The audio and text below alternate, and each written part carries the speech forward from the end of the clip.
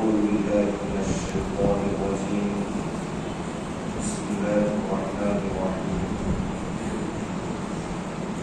ولا تتبعوا أهواء قوم قد ضلوا من قبل وأضلوا كثيرا وضلوا عن سواء السبيل بارك الله لنا ولكم في القرآن العظيم ونفعنا به أستغفر الله لي ولكم ولسائر المسلمين إنه هو الغفور الرحيم اللهم صل على سيدنا محمد وعلى آل سيدنا محمد وبارك وسلم اللهم صل على سيدنا محمد وعلى آل سيدنا محمد وبارك وسلم اللهم صل على سيدنا محمد وعلى آل سيدنا محمد وبارك وسلم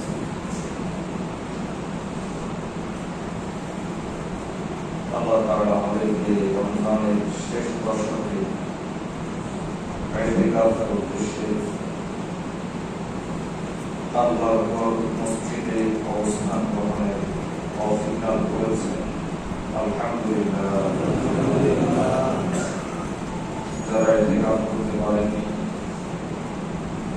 মনে আফসোস লাগবে, আমার তো সুযোগ ছিল ইতিকাফ করার, আমি তো পারিনি। আবার এই ভয় রাখবে যে না জানি আল্লাহর জন্য সময় বের করতে না পারার কারণে লাইলাতুল কদর থেকে মাহরুম হয়ে যাচ্ছে। অন্তরে ভয়টা আমার লাগবে। এই শেষ 10 দিনে একটা বিশেষ বৈশিষ্ট্য হলো ঈশ্বরের দশক হলো নাজাতের দশক। এক হাদিসে রাসূলুল্লাহ সাল্লাল্লাহু আলাইহি ওয়াসাল্লাম রমজানকে 3 ভাগে ভাগ করেছেন। প্রথম ভাগ হলো রহমত,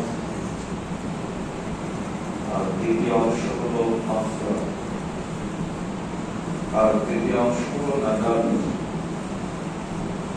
নবীর শব্দ শুনেন ওয়ালাদু রাহমাতুন, প্রথম দশক হলো রহমতের দশক। ওয়া আওসাতুহু মাগফিরাত, মাঝখানের দশক হলো মাগফিরাতের দশক। ওয়া আখিরুহু রাহমাতুন মিনান নার, আর শেষ দশক হলো তোমাদের গর্দান, তোমাদের ঘাড়কে জাহান্নাম থেকে আযাদ করে দেওয়ার দশক। এজন্য ওলামায়ে কেরাম একটা দোয়া এই দেশের দশকে বেশি করেন। সে দোয়াটা হলো আল্লাহুম্মা আ'তি লিকাবানা মিনান নার। হাদিসের দোয়া, খুব সুন্দর দোয়া। ওলামায়ে কেরাম এই দোয়াটা খুব বেশি করেন যে আল্লাহ আপনি আমাদের গর্দানগুলোকে, আমাদের ঘাড়গুলোকে জাহান্নামের আগুন থেকে নাজাত দান করেন, আযাদ করে মুক্ত করেন, স্বাধীন করেন।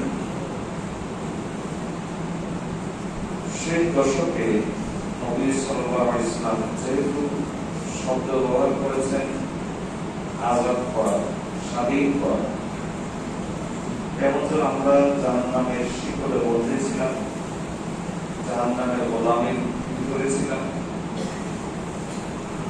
আল্লাহ তাআলা এই শেষ দশকে আমাদেরকে সেই গোলামি থেকে, সেই পরাধীনতা থেকে, জাহান্নামের সেই বন্দিত্ব দশা থেকে আমাদেরকে স্বাধীন করতে চান, আযাদ করতে চান। আর হাদিসের মধ্যে এসেছে নবী সাল্লাল্লাহু আলাইহি ওয়াসাল্লাম বলেন, আমরা বাংলাতেও এরকমটা বলি, সেটা হলো আমরা বলে থাকি একটা কথা, চোখ বুঝে খুব মানো, বলি না আমরা এটা, চোখ বুঝে খুব মানো। নবী সাল্লাল্লাহু আলাইহি ওয়াসাল্লাম আমাদেরকে বিভিন্ন ভাবে বিভিন্ন কৌশল শিক্ষা দিয়েছে। নবীজি বলেন যে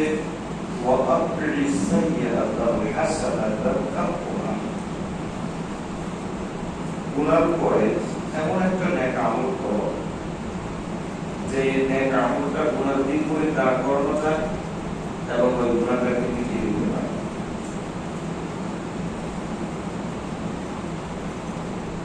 যেমন আপনার যদি কুদৃষ্টির অভ্যাস থাকে তাহলে বেশি করে আল্লাহর কাছে চোখের পানি দেবেন, কারণ দৃষ্টির মাধ্যমে গুনাহটা হয়েছে আর দৃষ্টির মাধ্যমে একটা নেক আমল করবে না। গীবতের অভ্যাস যদি থাকে জিকির বেশি করবে, তেলাওয়াত বেশি করবে। জবান দিয়ে গুনাহটা হয়েছে, কাজেই জবান দিয়ে এমন একটা নেক আমল করা যাতে গুনাহটাকে মিটিয়ে দেয়। নবী সাল্লাল্লাহু আলাইহি ওয়াসাল্লাম যেহেতু রমজানের শেষ দশক সম্পর্কে বলেছেন, তোমাদের ঘাড়কে, তোমাদের গর্দানকে জাহান্নাম থেকে স্বাধীন করা, জাহান্নাম থেকে আজাদ করা দশক। এই শেষ দশে তোমাদের গর্দানকে জাহান্নাম থেকে আজাদ করে দেওয়া হয়। কাজে আমরাও এমন কিছু আমল করার চেষ্টা করব যেগুলো করলে গুনাহ আজাদ করা সওয়াব। এটাকে বলা হয় বুঝে খুব ভালো, যাতে করে গুনাহ আজাদ করার সওয়াব পাওয়া যায়।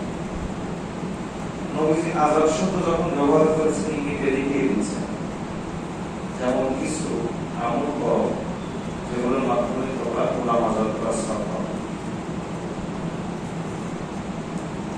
এবং এমন কিছু আমল করার চেষ্টা করবো যেগুলো সম্পর্কে নবী সাল্লাল্লাহু আলাইহি ওয়াসাল্লাম বিশেষভাবে বলেছেন যে এগুলো করলে তোমরা জান্নাত আগুন থেকে বা জাহান্নাম থেকে নাজাত পেয়ে যাবে।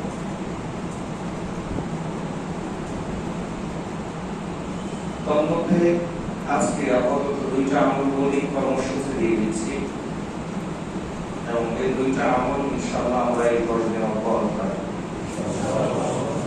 এবং একবারের জন্য বলবো না,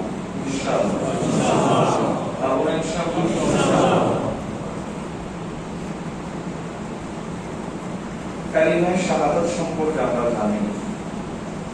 কালিমায়ে শাহাদাত, কালিমায়ে তাইয়্যিবা অর্থ বিবেচনায় একরকম। আশহাদু আল্লা ইলাহা ইল্লাল্লাহ ওয়া আশহাদু আন্না মুহাম্মাদান আবদুহু ওয়া রাসূলুহু। চিন্তা করে দেখেন, এই কালিমা তো এসেছেই আমাদেরকে জাহান্নাম থেকে নাজাত দেওয়ার জন্য।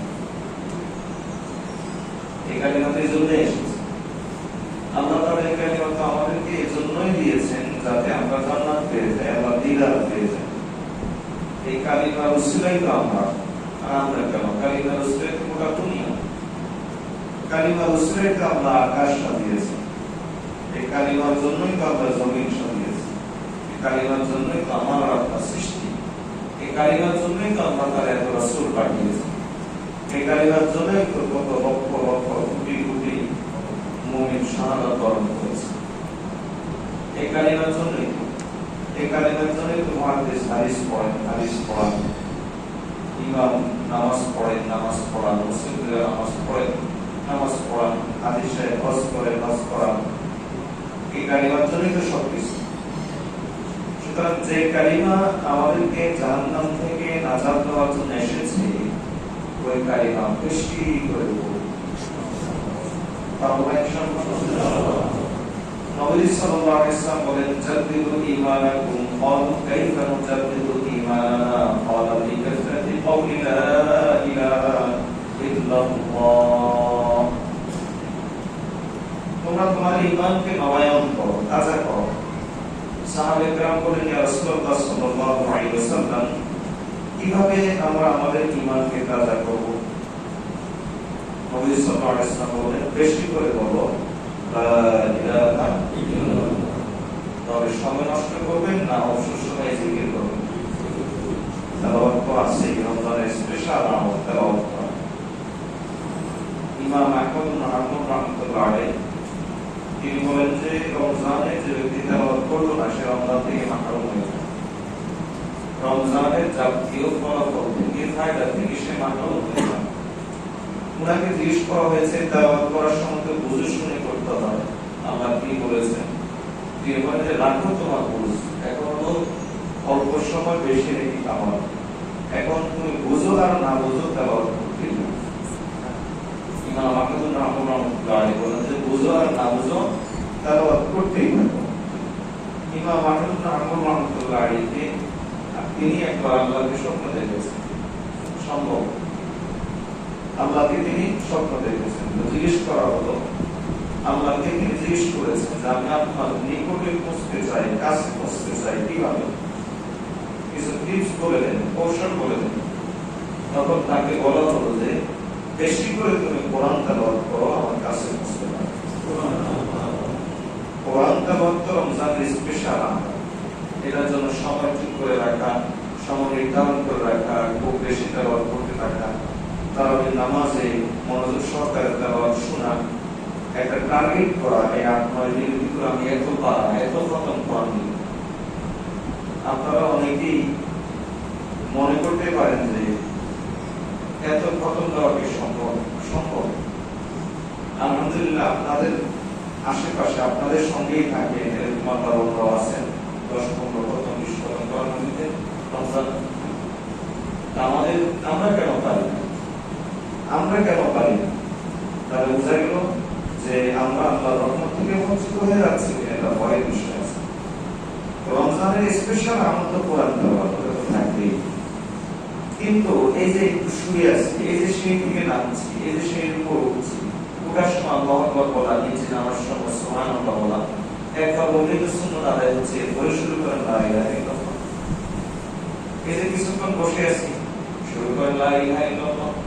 কারণ এই লা ইলাহা ইল্লাল্লাহ আপনার গর্দানকে, আপনার কানকে জাহান্নামের আগুন থেকে বাঁচাবে। আর নবী সাল্লাল্লাহু আলাইহি ওয়াসাল্লাম বলেন যে ওয়ালিল্লাহি উতাকাউ মিনান নার ওয়া যালিকা ফি কুল্লি লাইলাতিন। আল্লাহ তাআলা প্রত্যেক রাতে ঘোষণা দিলেন আল্লাহর জন্য বহু মানুষকে জাহান্নামের আগুন থেকে আযাদ করে দেওয়া হবে, আযাদ করে দেওয়া হবে। আমিও যদি জাহান্নামের আগুন থেকে আযাদ পেতে চাই, নিষ্কৃতি পেতে চাই, তাহলে আমরা এই আমলগুলো করব ইনশাআল্লাহ। ওই কথা ঘুমান কারণ যেহেতু তুমি ভালো খুশি করে কারণ দেওয়া যাবে না, স্বাভাবিক। যুব মানুষ এখন ঘুমালে তো মায়ের ফায়দা পাবে না, তাহলে লা ইলাহা ইল্লাল্লাহ বলতে বেশি করে ইনশাআল্লাহ।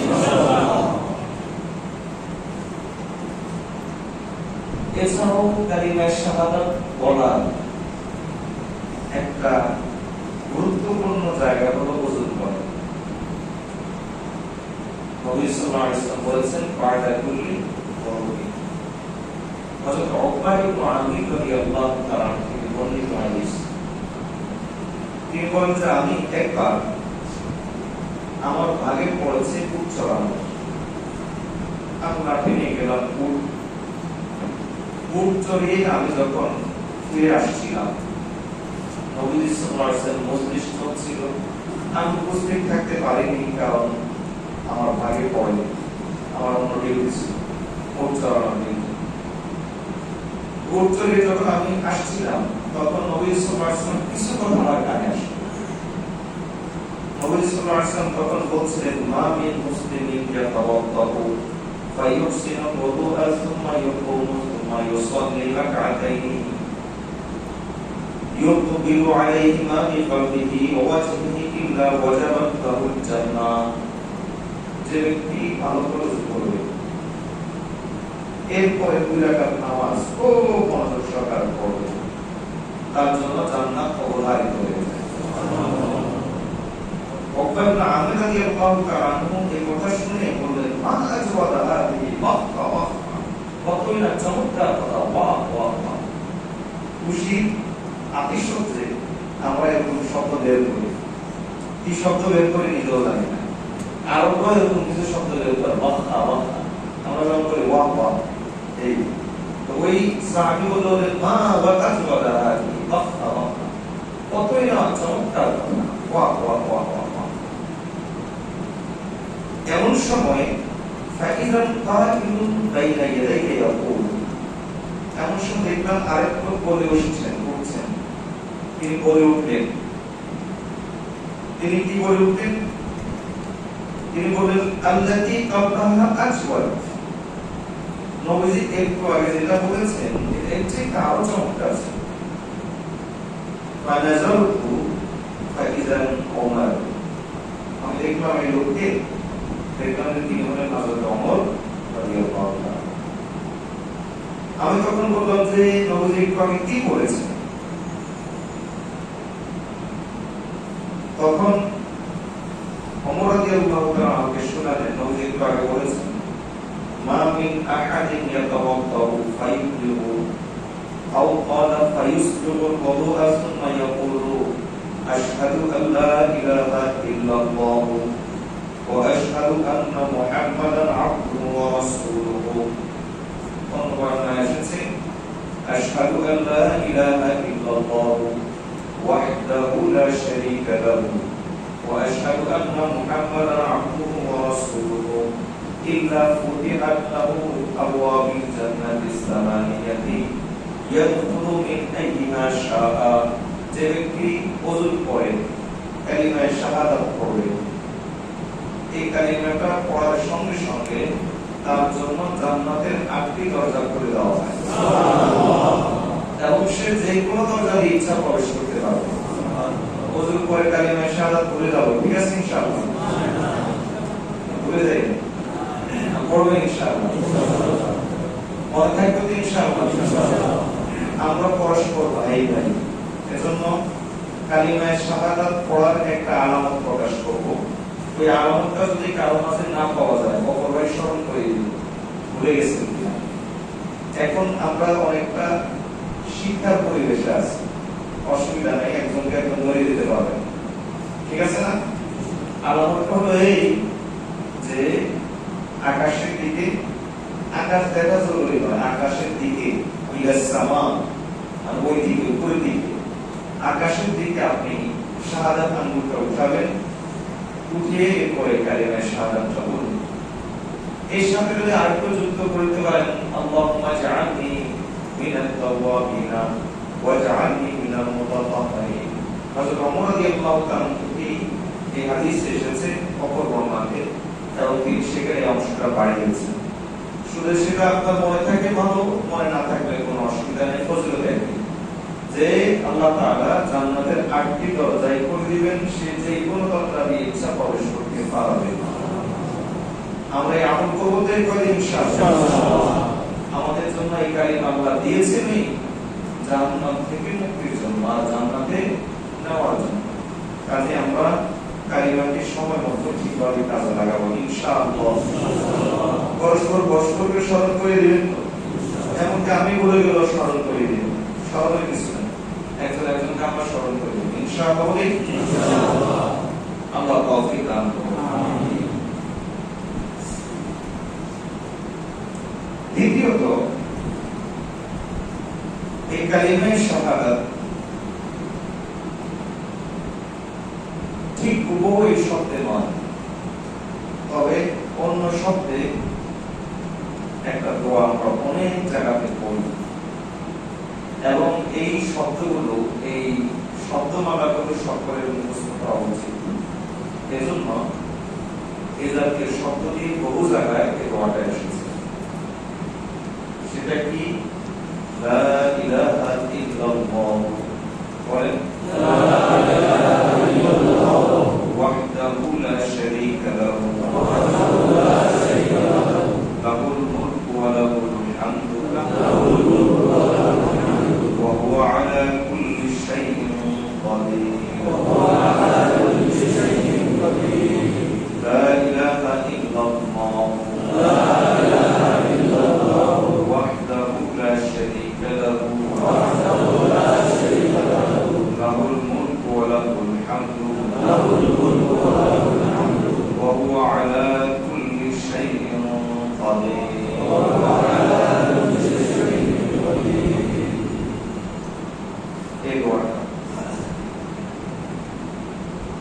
অপর হাদিসে এসেছে নবী সাল্লাল্লাহু আলাইহি ওয়াসাল্লাম বলেন, কোন ব্যক্তি যদি একটা গোলাম আযাদ করে, তাহলে গোলাম যেটা আযাদ করলো সেটার যত অঙ্গ যে আযাদ করেছে তার অঙ্গ কি কম বেশি আছে না সমান?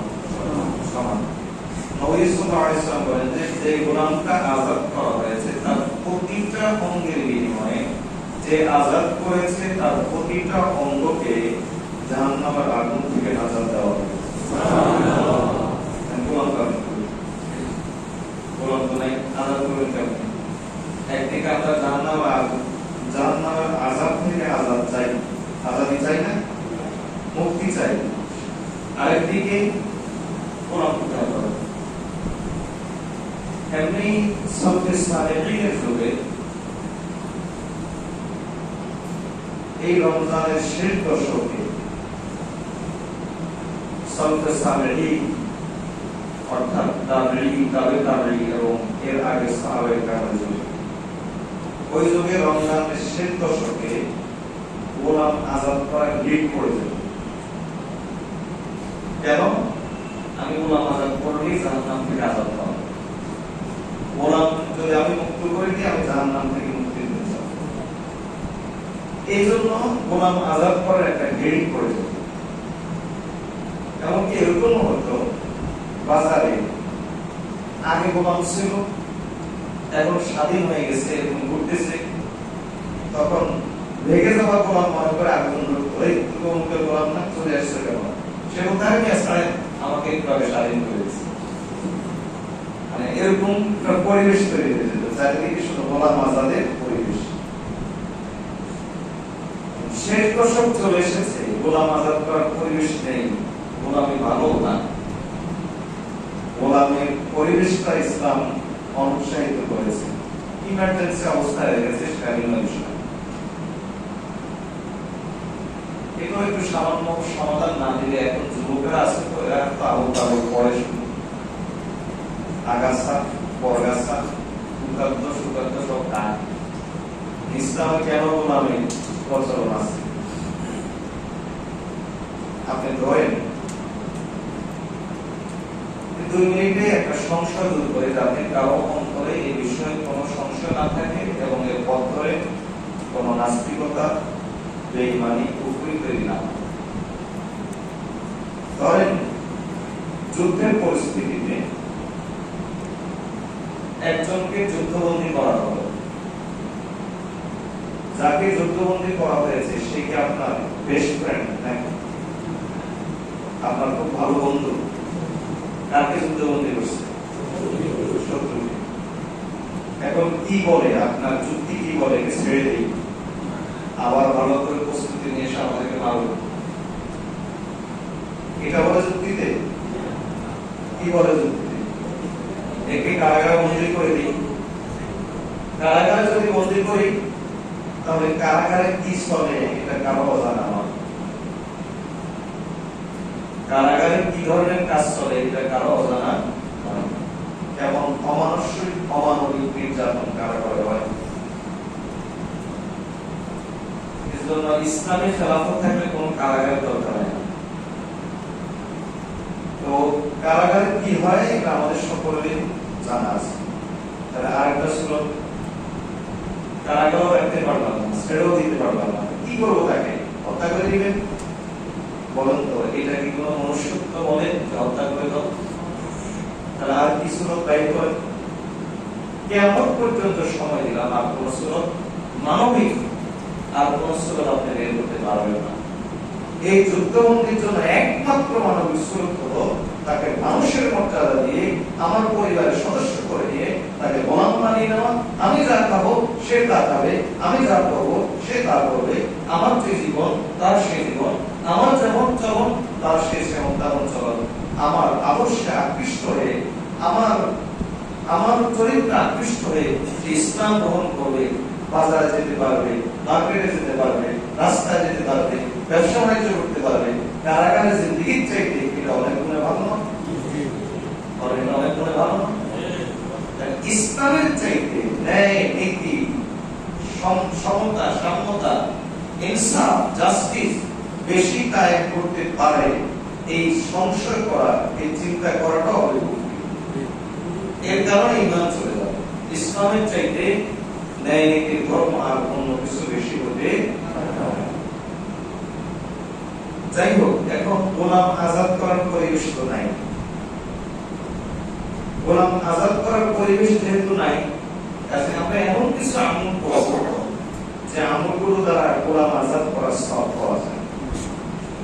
এই যে লা ইলাহা ইল্লাল্লাহু ওয়াহদাহু লা শারীকা লাহু লাহুল মুলকু ওয়া লাহুল হামদু ওয়া হুয়া আলা কুল্লি শাইইন কাদির, এটা যদি আপনি 10 বার পড়েন, কয়বার? আবু আইয়ুব আনসারী রাদিয়াল্লাহু তাআলা থেকে বর্ণিত যে ব্যক্তি এটা পড়বে 10 বার 10 বার। নবী সাল্লাল্লাহু আলাইহি ওয়াসাল্লাম বলেন, কানা কামান আতাকা আরবাআতা আনফুসিন মিন কুল্লি ইসমাঈল আলাইহিস সালাম। ইসমাঈল আলাইহিস সালামের বংশের নবী সাল্লাল্লাহু আলাইহি ওয়াসাল্লাম তো ইসমাঈল আলাইহিস সালাম থেকে, ইসমাঈল আলাইহিস সালামের বংশের গোলাম এর মর্যাদা সবচেয়ে বেশি, দাম সবচেয়ে বেশি, কারণ এদের মধ্যে ভদ্রতা বেশি থাকে, স্বাধীনতা বেশি থাকে, মানবের আনুগত্য বেশি থাকে, দেখতে সুন্দর, খুব সুন্দর নবীদের বংশে। ইসমাঈল আলাইহিস সালামের বংশে 4 জন গোলাম আজাদ করার সওয়াব হবে মাত্র 10 বার করে। মনে করেন আপনি 4টা ফ্ল্যাট আল্লাহর রাস্তায় দান করে দিলেন, 4টা 60 টাকা দামের 60 লাখ টাকা দামের 4টা ফ্ল্যাট আপনি আল্লাহর রাস্তায় দান করে দিলেন। যদি আপনি 10 বার এই দোয়াটা করতে পারেন, পারবো না ইনশাআল্লাহ? বলুন তো একবার, লা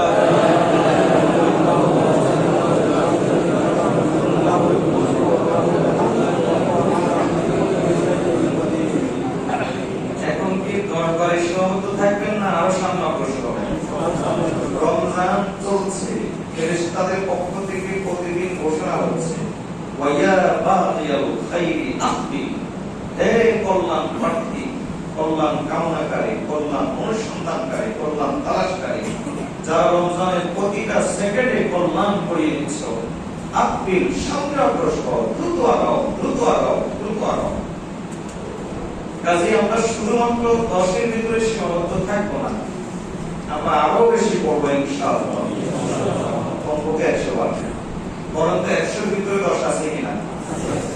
তবে 100 বার পরে 10-এর ফজিলত পাবো 10 বার, 10-এর ফজিলত পাবো 10 বার, আর 100 বারে যে আলাদা ফজিলত পাওয়া আছে সেই ফজিলত পাবো ইনশাআল্লাহ। নবী সাল্লাল্লাহু আলাইহি ওয়াসাল্লাম বলেন, যে ব্যক্তি এটা 100 বার পড়বে সে ব্যক্তি কানা লাহু আদলা 10 রিকাবিন, সে 10টা গোলাম আজাদ করার সওয়াব পাবে। সুবহানাল্লাহ। কয়টা গোলাম আজাদ করা? 10। ওয়া কাতাবাল্লাহু লাহু মিআতা হাসানাতিন, আল্লাহ তাআলা তার আমলনামাতে 100টা নেকি লিখে দিবেন। ওয়া মাহা আনহু মিআতা সাইয়্যাতিন, আল্লাহ তাআলা তার আমলনামা থেকে 10টা গুনাহ মিটিয়ে দিবেন। 100টা, আল্লাহ তাআলা তার আমলনামা থেকে 100টা গুনাহ মিটিয়ে দিবেন। এবং এর চেয়ে বড় একটা বিষয় আছে, ওয়া কানা ফি বাইতিন মিনাশ শাইতান ইয়াওমাহু যালিকা হাত্তা ইউমসি, সন্ধ্যা পর্যন্ত আল্লাহ তাআলার পক্ষ থেকে বিশেষ সিকিউরিটি পেয়ে যাবে। সুবহানাল্লাহ। ধরেন আল্লাহ তাআলা তার পিছনে সিকিউরিটি লাগিয়ে রেখেছেন, যেমন দামি দামি পার্সন যারা হয় বিএপি, তাদের জন্য সিকিউরিটি থাকে না, গার্ড থাকে না, আল্লাহ তাআলা এরকম মনে করেন সিকিউরিটি লাগিয়ে রেখেছেন সবচাইতে দামি মাত্র ফেরেশতাদেরকে, তাদের কোনো গুনাহ নেই। আমাদের গুনাহ না থাকলে আমরা ফেরেশতাদের চেয়ে দামি হয়ে যাই। আমার মতো গুনাহগার ফেরেশতাদের চেয়ে দামি না, ফেরেশতা আপনার স্থানে দামি।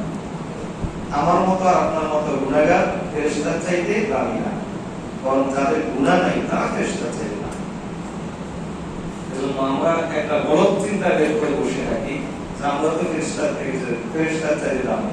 আরে যদি লোহার স্বর্ণের দাম সমান হয়ে যায়, তাহলে বলেন তো ওই মার্কেটের কি দামই থাকবে? এটা তো মার্কেটই থাকবে না।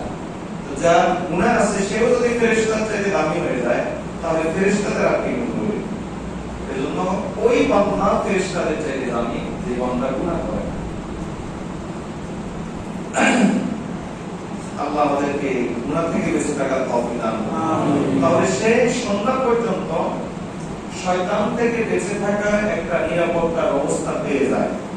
আরো আছে এর থেকে চমৎকার বিষয় এবং এই দোয়ার সবচেয়ে বেশি ফজিলতের কথা এটা নবী সাল্লাল্লাহু আলাইহি ওয়াসাল্লাম বলেন ওয়ালাম ইয়াতি আহাদুন বিআফদালা মিম্মা জাআ বিহি ইল্লা রাজুলুন আমিলা আকসারা মিন আমালিহি কামা তাকাদ্দাম। এই ব্যক্তি কিয়ামতের দিন এমন ভাবে উঠবে আল্লাহর কাছে যে তার চাইতে বেশি আমলকারী বান্দা ওই দিনের জন্য আর কাউকে পাওয়া যাবে না। তবে ওই ব্যক্তি যে ব্যক্তি এর চাইতে বেশি পড়েছে তার এর অর্থ হলো 100-র ভিতরে সীমাবদ্ধ থাকিও না, কারণ 100 পড়নেওয়ালা তো বহু আছে। আমার কাজ হলো এই প্রতিযোগিতায় আরো অগ্রসর হয়ে যাওয়া, আরো অগ্রসর হয়ে গিয়ে আমরা 100 চাইতে বেশি পড়া, কিন্তু কমপক্ষে 100-র ভিতরে থেকে প্রতিযোগীদের কাতারে অন্তর্ভুক্ত হবে ইনশাআল্লাহ। কমপক্ষে 100 বার পড়ে প্রতিযোগীদের কাতারে অন্তর্ভুক্ত হতে রাজি আছি ইনশাআল্লাহ। কে মিস করবেন এই কন্টিনে, যে মিস করবেন তিনি হাত নামায় ফেলেন, আর যারা আমরা নিয়মিত করব তারা হাত তুলে ইনশাআল্লাহ। তাহলে ইনশাআল্লাহ কখন করবেন? কোন আমলে ডিস্টার্ব করে না, কাজের ফাঁকে ফাঁকে আমলের ফাঁকে ফাঁকে করে। আল্লাহ আমাদেরকে তৌফিক দান করুন। আমিন। আমাদের বাংলাদেশে একজন বড় আলেম আছেন হযরত মাওলানা আবু তাহের রেজওয়ান নাম বরাকাত। তিনি বলেন যে যেই সময়গুলো একসঙ্গে 1 ঘন্টা 2 ঘন্টা আধা ঘন্টা এর চাইতে বরকত হয় খন্ড খন্ড সময়গুলো, ছোট্ট ছোট্ট সময়গুলো। যেমন এই কাজ থেকে এই কাজের ফাঁকে 2 মিনিট সময়, এই কাজ থেকে এই কাজের ফাঁকে 5 মিনিট সময়, এই কাজ থেকে ওই কাজের ফাঁকে 10 মিনিট সময়। আপনি 2 মিনিট 5 মিনিট 10 মিনিট 1 মিনিট এটাকে কাজে লাগালে কয়েকটা সুবিধা। সবচেয়ে বড় সুবিধা হলো এই সময়টাতে যে আমলটা করবেন এতে রিয়ার সম্ভাবনা একেবারে নাই বললেই চলে, কারণ আপনি এখন আমলের জন্য প্রস্তুতি নেন নাই, আমলকারী হিসেবে মানুষ আপনাকে মনে করছে না, আপনাকে সাধারণ মানুষ হিসেবেই মনে করছে। কাজেই এই সময়টাতে এই যে টুক করে 1 মিনিট আপনি লা ইলাহা ইল্লাল্লাহ কয়েকবার পড়ে দিলেন, অথবা লা ইলাহা ইল্লাল্লাহু ওয়াহদাহু লা শারীকা লাহু লাহুল মুলকু ওয়া লাহুল হামদু ওয়াহদাহু লা শারীকা লাহুল মুলকু ওয়া লাহুল হামদু ওয়া আলা কুল্লি শাইইন কাদির, এটা 2-4-5 বার পড়ে নিলেন, এরপর চুপ করলেন, চুপ হয়ে গেলেন, কাজ শুরু করে দিলেন নিজের কাজ। আবার এই কাজটা করে আবার 2 মিনিট সময় পেয়েছেন, আবার কিছুক্ষণ পড়ে নিলেন। এই যে খন্ড খন্ড যে আমলগুলো করেছেন খন্ড খন্ড সময়ে, এই আমলগুলোর মধ্যে প্রচন্ড পরিমাণে ক্লাস থাকে। এই আমলগুলো কবুল হওয়ার ক্ষেত্রে আর কোনো বাধা থাকে না, আল্লাহ তাআলা ওই আমল অবশ্যই কবুল করে নেন। আর এই যে এখন বসেছেন, এই যারা নিচে আসে নাই এখনো 2-4 জন আসুন করে কিছু নবাব সাহেব আসে আমাদের এখানে থেকে, যে কষ্ট করে নিচে নামতে রাজি নেই। এরা শুধু খাইতে আসে, হয়তো বাসা বাড়িতে নানা একটু সমস্যা আছে, না কি বলবো বলেন, কেন যে আসে এরা এখানে কে জানে, আসে নকিরি করে বসে হয়ে থাকে। এতেকাফকারী এতেকাফ হচ্ছে, কটু কথা বলা যাচ্ছে না, এজন্য কিছু বলি না, অন্যথায় মনে তো চাই এদেরকে বের করে দেওয়া, নিজেরাও ভাইরাস আর অন্যদের মধ্যে ভাইরাস ছড়ায়। ভাইরাস মার্কার যেগুলো আছে এগুলো না আসাই ভালো, এগুলো অন্যদেরকে ডিস্টার্ব করে। আমার বলার অধিকার আছে, আপনারা বলতে পারবেন না, খবরদার। আমার বলার অধিকার আছে, এই অধিকার আমাকে শরীর দিয়েছে, আর আপনারা বললে কবিরা গুনাহ হবে। আপনারা বললে কি হবে বলেন? কবিরা গুনাহ। কাজে কেউ শরীর থাকলে কটু কথা বলবেন না, ধমক দিবেন না, ভুল বুঝবেন না, আপনারা পারবেন না, আমি পারবো। এজন্য আমার মনে হবে না যে আল্লাহর পক্ষ থেকে, শরীয়তের পক্ষ থেকে আমাকে অধিকার দেওয়া আছে। যাই হোক, কি যেন বলছিলাম,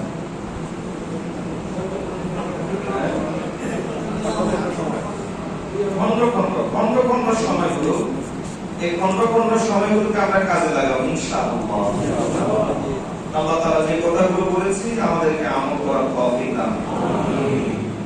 আজকে এই বিষয়ে আলোচনা করার ইচ্ছা ছিল না, মনে করেছিলাম 5-10 মিনিটে কয়েকটা আমলের কথা বলে এরপরে একটা নির্ধারিত বিষয়ের উপর আলোচনা করব। এর কারণ হলো ইনশাআল্লাহ আমরা যে কয়েকদিন এখানে থাকবো আমরা চেষ্টা করব যে আমাদের নিজেদের মধ্যে যত সমস্যা আছে, দোষ ত্রুটি আছে, যে দোষ ত্রুটিগুলোর কারণে আমরা প্রতিনিয়ত জাহান্নামের দিকে অগ্রসর হচ্ছি, জান্নাত থেকে দূরে সরে যাচ্ছি, যে দোষ ত্রুটিগুলোর কারণে প্রতিনিয়ত আমরা আল্লাহর গজবকে নিজের জন্য টেনে আনছি, পরিবারের জন্য টেনে আনছি, সমাজের জন্য টেনে আনছি, আল্লাহর রহমত থেকে দিন দিন দূরে সরে যাচ্ছি, এমন কিছু দোষ ত্রুটি সম্পর্কে আলোচনা করা। এই মজলিস ফজিলতের আলোচনার জন্য নয়, সুবহানাল্লাহ বলে উঠবেন ফজিলত শুনে এই মজলিস এই জন্য নয়, বরং এই মজলিস হলো যে এমন কিছু কথা ধরিয়ে দেওয়া, এমন কিছু কথা বলা যেগুলো শুনলে আপনার মনে চাইবে আমি আমার গোশতের কামড় দিয়ে পড়ে থাকি, আপনার মনে চাইবে আমি কেন মাটি ফেটে নিচের দিকে ঢুকে যাই না, আপনার মনে হবে যে কেন হুজুর এই কথাগুলো আমাকে বলে, কেন এই কথাগুলো আমাকে বলা হচ্ছে, আপনার গা ছুড়ে যাবে, আপনার ভাইয়ের মধ্যে লবণ লাগালে যেমন আপনার কাছে ঠিক এরকম জরুরি। এই জাতীয় কিছু কথাই উদ্দেশ্য হলো স্পাইনাল, যাতে করে আমরা রোগ নির্ণয় করতে পারি এবং আমরা এগুলোকে সংশোধন করে নিতে পারি। এজন্য চেষ্টা করব প্রতিদিন একটা রোগ সম্পর্কে আলোচনা করা, যে রোগ আমাদের জীবনে কেবলমাত্র আছে যে এমন নয়, বরং অত্যন্ত শক্তভাবে আছে।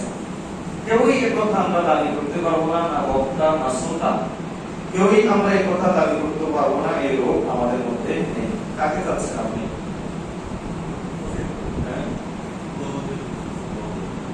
সহযোগ করি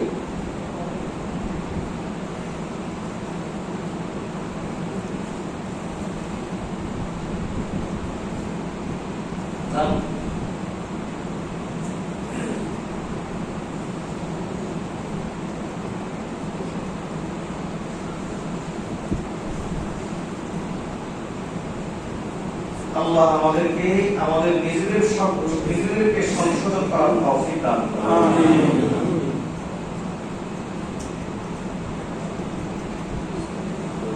আমাদের একটা বড় সমস্যা নিজের মন মতো চলা, খেয়াল খুশি মতো চলা, এটা আমাদের একটা বড় সমস্যা। আপনি নিজে চলে মন মতো চলার কারণে আপনি নিজে আল্লাহর অসন্তোষে ডেকে আনছেন, এটা তো আছে। কিছু ব্যাপার থাকে যারা আমরা বাবা মা, যারা আমরা পরিবারের অভিভাবক, তারা যদি এই নীতিটা আমাদের ছেলে মেয়ের ব্যাপারে অবলম্বন করি, ছেলে মেয়ে যখন যেটা চেয়েছে তখন তার সে আবদার পূরণ করে দেবে। বেশি ধনী হয়তো তার জন্য আলাদা গাড়ি, আলাদা ড্রাইভার, আলাদা চাবি, এরপর ড্রাইভারের সাথে যে লেগে যাওয়া ইতিহাসও আছে। এরপরে যত ধরনের যত ব্যবস্থা তার জন্য করা দরকার সব ব্যবস্থা আমরা ছেলের জন্য করি। অনেক সময় আমরা যারা এত টাকা পয়সা নাই আমাদের, যখন সন্তান কোনো কিছু চেয়ে বসে, একটা গাড়ি চাইল অথবা একটা খেলনা জিনিস চাইল, তখন আমরা এই খেলনা জিনিসটা দেওয়ার জন্য, তাই আপনারটা পূরণ করার জন্য যে মরিয়া হয়ে উঠি, এটা আমাদের একটা ভুল সিদ্ধান্ত। এই সিদ্ধান্তের কারণে হয় কি, এই সন্তানটাই যখন বড় হয় তখন মন চাই জিন্দিগি করবে, মনে যেটা চায় সে সেটা পেতে চায়, না পাইলে তখন তার ব্যবস্থা হয়ে যায়। যদি সে যুবক হয়, ছেলে হয়, এই চাহিদাটা পূরণ করতে গিয়ে কত ধরনের অপরাধ সে সংগঠিত করতে পারে এটা আমরা কল্পনা করতে পারবো না। এই যে কিশোর গ্যাং থেকে শুরু করে মদ, ইয়াবা ইত্যাদি থেকে শুরু করে যা কিছু ঘটছে, শুধুমাত্র বাবা মায়ের এ জাতীয় পদক্ষেপের কারণ, শুধুমাত্র নয়, মানে অন্যতম কারণ হলো বাবা মায়ের এই জাতীয় পদক্ষেপের কারণে। আর যদি আপনার মেয়ে হয়, আপনার মেয়ে সব সময় আপনার মতো করে তার চাহিদা পূরণ করতে পারবে সব সময় সে যখন যেটা চায় সেটা তাকে দিতে পারবে, এমন সংসারে সে যাবে, এই নিশ্চয়তাকে আপনি দিতে পারবেন? এই নিশ্চয়তা আপনি দিতে পারবেন? আপনি ভাবতে পারেন যে ঠিক আছে, আমার তো টাকা পয়সা আছে, অসুবিধা নাই, আমি আমার মেয়ের জামাইকে দিয়ে দিব, তাকে আমি কোটি টাকার মালিক বানিয়ে দিব, সমস্যা কি, মেয়েকে ভালো রাখবে। কিন্তু না, পুরুষের একটা স্বভাব আছে, সে একেবারে যত ছোট ঘর থেকে সে উঠে আসে, এটা পুরুষের সৃষ্টিগত স্বভাব। সেটা হলো যে পুরুষ কখনো এটা পারে না যে স্ত্রীর আনুগত্যের ভিতরে থাকে। কোনো পুরুষ পারে না, একেবারে সে শিক্ষিত হোক কিংবা সে অশিক্ষিত হোক, কিংবা সে মুরব্বী সাহেব হোক কিংবা সে সাধারণ মানুষ হোক, স্ত্রীর আনুগত্য করে, স্ত্রীকে ভালোবাসে, এজন্য তার চাহিদাগুলো পূরণ করে, কিন্তু সত্যতা তার মেনে যাবে, এটা কোনো পুরুষ পারে না। এজন্য পুরুষরা যে জিনিসটা সবচাইতে দাম্পত্য জীবনে সবচাইতে অসহনীয় পুরুষদের জন্য যেটা, সেটা হলো স্ত্রীর তর্ক। আপনি আপনার বউ, আপনার স্ত্রী যদি আপনার 10,000 টাকা ক্ষতি করে ফেলেছে, এত খারাপ লাগবে না, বরং নিজের বই তো থাকবে। ধরেন আপনি টাকা পয়সার মালিক, আপনি 1 লক্ষ টাকা ক্ষতি করে ফেলেছে, এত খারাপ লাগবে না, নিজের বই তো থাকবে না, কত আসবে। সেই বই যদি কোনো কারণে কোনো কাজে আপনার সাথে 1 বার 2 বার 3 বার 4 বার 5 বার যদি তর্ক করে, আমি এই কথা বলতে পারবো না যে আপনার হাত উঠবে না, আপনার হাত তার গায়ে উঠবে না, এরকম পুরুষ আমি বলবো 1000 জন নয়, 1 লক্ষ জন একজন। তাকে আমরা সিলুট করে সালাম দিই, আলহামদুলিল্লাহ, আল্লাহ তাআলা আপনাকে অনেক ধৈর্য দিয়েছে। কিন্তু পুরুষ যদি হয় আর মেয়ে যদি বারবার তর্ক করে, তাহলে ওই পুরুষের হাত উঠেই যায়। এজন্য আমাদের সাহেব একটা কথা বলেন, যেই পুরুষের যে মেয়ের জবান চলে বেশি, ওই মেয়ের স্বামীর হাত চলে বেশি। যে মেয়ের জবান চলে বেশি, ওই মেয়ের স্বামীর হাত চলে বেশি। এজন্য মেয়েরা বেশি গুনাহ করে, জুলুম করে পুরুষদের উপর জবানের মাধ্যমে, আর পুরুষরা জুলুম করে হাতের মাধ্যমে, দুই পক্ষে জানে, এও জানি সেও জানে। এই মেয়ে, এই যে তার মধ্যে তর্কের স্বভাবটা কেন চলে আসে? স্বামীর কথা মেনে নিতে পারে না কেন? স্বামীর পরিবারকে মেনে নিতে পারে না কেন? তার সবকিছু মেনে নিতে পারে না কেন? অনেকগুলো কারণ। তার অন্যতম কারণ হলো সে বাবার সংসারের সব কথা যখন সে যেটা বলেছে সেটাই তার সেখানে চলেছে, সেখানে তার রাজত্ব চলেছে। যখন আবদার করেছে, বায়না করেছে, মা বাবা জোর ধরে এসে তার পূরণ করে দিয়েছে। কিন্তু এটা যে তার ছেলের জন্য, এটা যে তার মেয়ের জন্য একটা বড় ধরনের ক্ষতির কারণ হয়ে গেছে এবং তার জীবনের জন্য এটা যে একটা ধ্বংসের কারণ হয়ে গেছে, সেটা সে টেরই পায় না। এই মমতাহি জিন্দেগি চলার জন্য, এজন্য শরীয়ত এটাকে কেবল নিষেধই করে নাই, এবং বরং এটাকে শক্ত করে হারাম সাব্যস্ত করেছে। মনের একটা কবিরা গুনাহ হলো মন মতো চলা। মনের একটা কবিরা গুনাহর নাম কি বলেন? মন মতো চলা। এটাকে আরবিতে বলা হয় হাওয়া। আল্লাহ তাআলা কোরআন মাজিদের মধ্যে বলেন যে মন মতো চলবে না, বরং আল্লাহর মতে চলবে। মন মতো চলবে না, বরং রাসূল সাল্লাল্লাহু আলাইহি ওয়াসাল্লামের মতে চলবে। আল্লাহ তাআলা তাকে কিয়ামতের দিন দুইটা জান্নাত দিবেন। সুবহানাল্লাহ। ওয়া আম্মা মান খাফা মাকামা রাব্বিহি ওয়া নাহান নাফসা আনিল হাওয়া ফাইন্নাল জান্নাতা হিয়াল মাওয়া। আল্লাহ তাআলা তাকে জান্নাতের ঠিকানা দিয়ে দিবেন। কোন ব্যক্তি ওয়া নাহান নাফসা আনিল হাওয়া, যে ব্যক্তি হাওয়া থেকে নিজেকে বিরত রেখেছে। হাওয়া মানে খেয়া খুশি মতো চলা, হাওয়া মানে মন মতো চলা, হাওয়া মানে যেমন তেমন চলা, হাওয়া মানে আপনার প্রকৃতির অনুসরণ করা, হাওয়া মানে কামনা বাসনা মতে চলা, হাওয়া মানে কোনো নিয়ম নীতি নাই, যখন যেটা চাইছে সেটা করা, যখন যেটা চাইছে সে আবদার পূরণ করা, যখন যেটা চাইছে সে আবদার পূরণ না হলে মেজাজ খারাপ হয়ে যাওয়া, এটাকে বলা হাওয়া। এটাকে কি বলে? হাওয়া। বলেন তো এতক্ষণে যে ব্যাখ্যা আমরা পেলাম, এই ব্যাখ্যা থেকে কি বুঝলেন? এই রোগের শিকার আমরা সবাই কিনা? বলেন, এই রোগের শিকার আমরা সবাই কিনা? মন মতো না হলেই মেজাজ খারাপ হয় না, এরকম কি আছে বলেন? মন মতো না হলে মেজাজ খারাপ হয়? হয় না? মেজাজ খারাপ হয় না? আমার মনে হয় এরকম কেউ নাই। আপনি হয়তো আপনার রোগটা বুঝতে পারেন, অন্যথা আপনিও আছেন, এরকম কেউ নাই জগতে, এরকম কেউ এটা হইলে আপনার হয়তো অন্য জগতে যেতে হবে। এজন্য মন মতো না হলে মেজাজ খারাপ হয় না, এরকম লোক খুব কম। যার কাছে দিন আছে, যার কাছে আল্লাহর ভয় আছে, যার কাছে আল্লাহ এবং তার রাসূলের মহব্বত আছে, তারা এটাকে নিয়ন্ত্রণ করে, এটাকে তারা দাবিয়ে রাখে, এটাকে তারা প্রকাশ হতে দেয় না, এটাকে তারা দমিয়ে রাখে। কিন্তু মন খারাপ হয় না, মেজাজ খারাপ হয় না, এরকম কেউ নেই। সবাই আমরা এই রোগে রোগী। এজন্য এই রোগের ভয়াবহতাটা কি আমাদেরকে বুঝতে হবে। আল্লাহ তাআলা কোরআন মাজিদের মধ্যে বলেন, ওয়ালা তাত্তাবিউ আহওয়া কওমিন قد ضلوا من قبل وضلوا كثيرا وضلوا عن سواء السبيل। যারা মন মতো চলে, যখন যেটা চায় সেটা করে, সে আবদার পূরণ করে, আল্লাহ তাআলা বলেন যে এরা নিজেরাও পথভ্রষ্ট, অন্যদেরকেও পথভ্রষ্ট করে। এরা নিজেরাও পথভ্রষ্ট, অন্যদেরকেও পথভ্রষ্ট করে। এজন্য দেখবেন, গরিব বন্ধু ধনী বন্ধুর সাথে বন্ধুত্ব করেছে, এখন তার মাসের এবিলিটি হচ্ছে ৫,০০০ টাকা খরচ করা। ধনী বন্ধুটা খরচ করে মাসে ৫০,০০০ টাকা। এবার সে তার মিলানোর জন্য কি করে?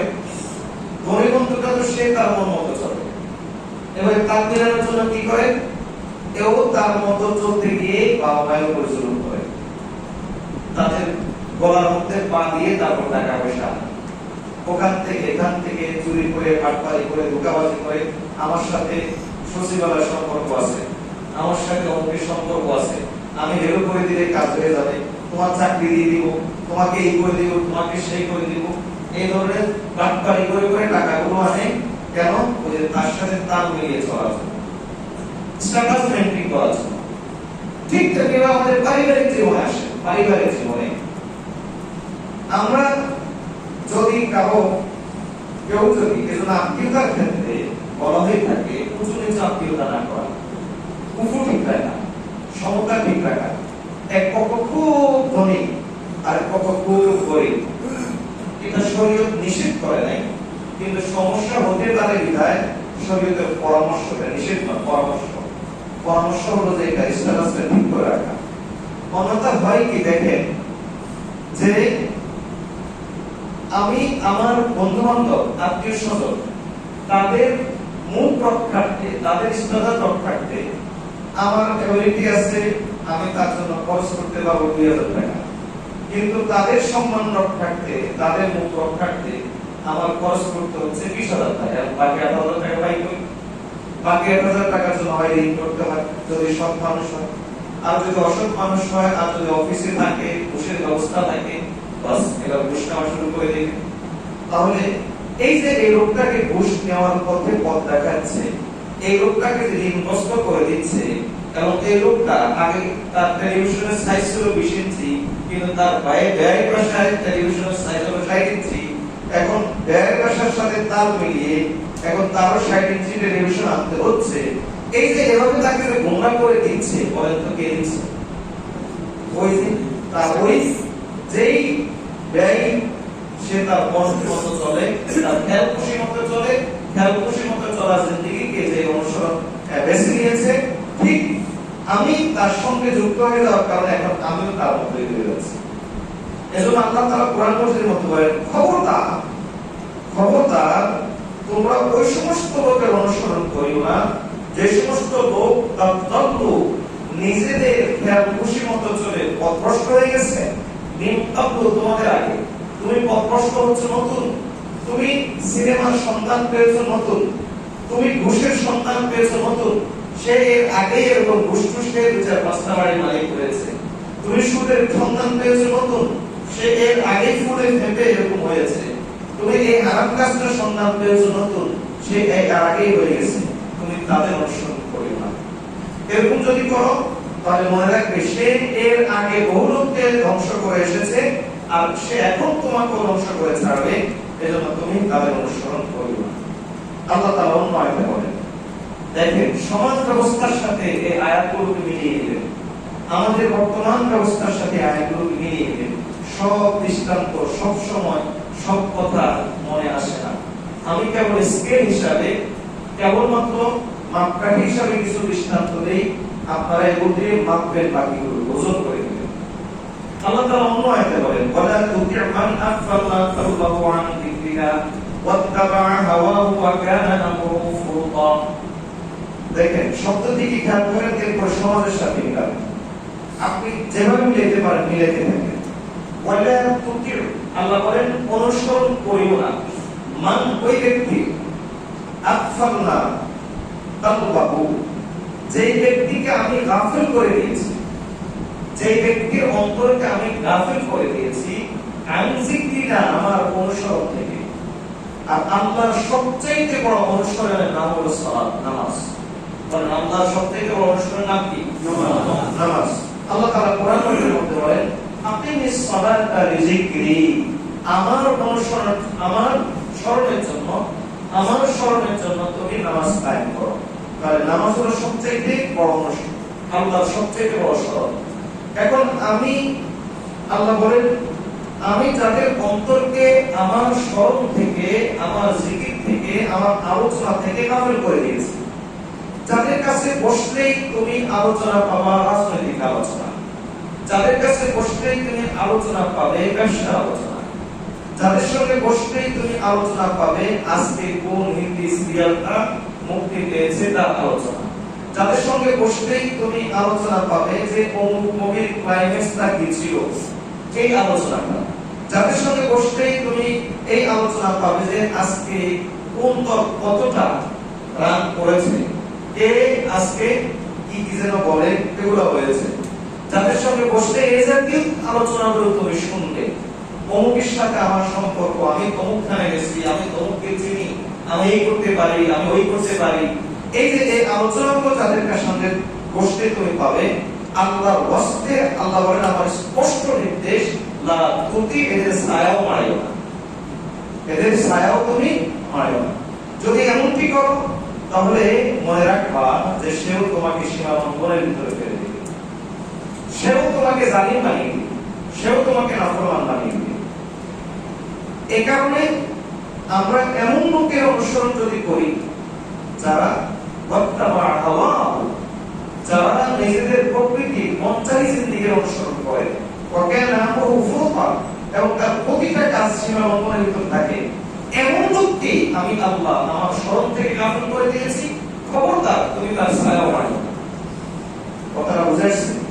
আমি মনে করি আপনি যদি এই ৮-১০ দিন ইতিকাফ করার পরে অন্তত এই ২ আয়াতের শিক্ষা নিয়ে যেতে পারেন, এই ২ আয়াতের শিক্ষা যদি আপনারা নিয়ে যেতে পারেন, তাহলে আমি মনে করি আপনাকে কেউ দুনিয়া গোমরাহ করতে পারবে না।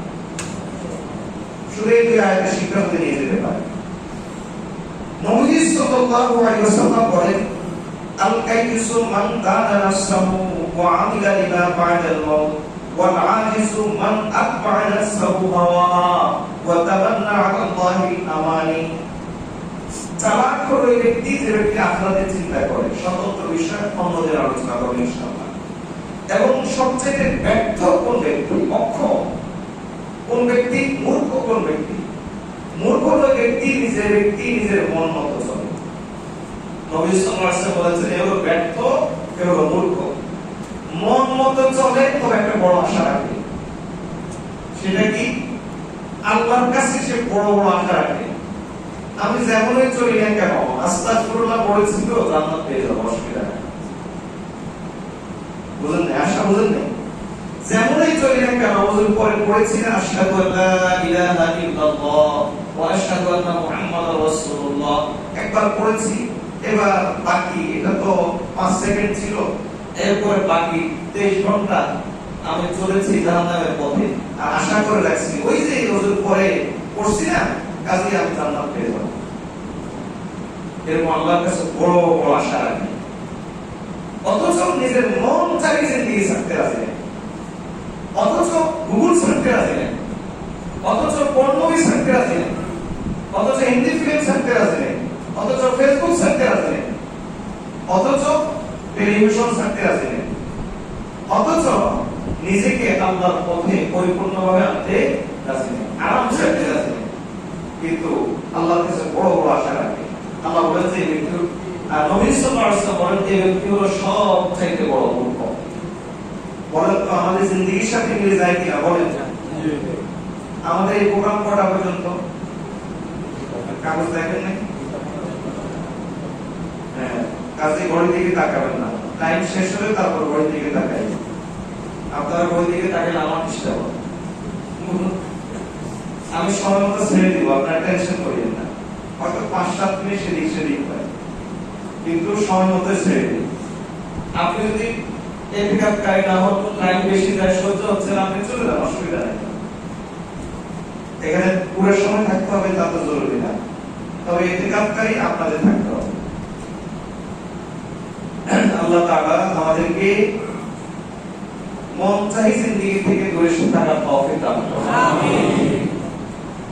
নবী সাল্লাল্লাহু আলাইহি ওয়াসাল্লাম বলেন, দেখেন মন মতো চললে, খেয়াল খুশি মতো চললে, নিয়ম ছাড়া চললে, খামখেয়ালিভাবে চললে, ইচ্ছা কামনা বাসনা মতো চললে, নবী সাল্লাল্লাহু আলাইহি ওয়াসাল্লাম বলেন কি সমস্যা দেখো।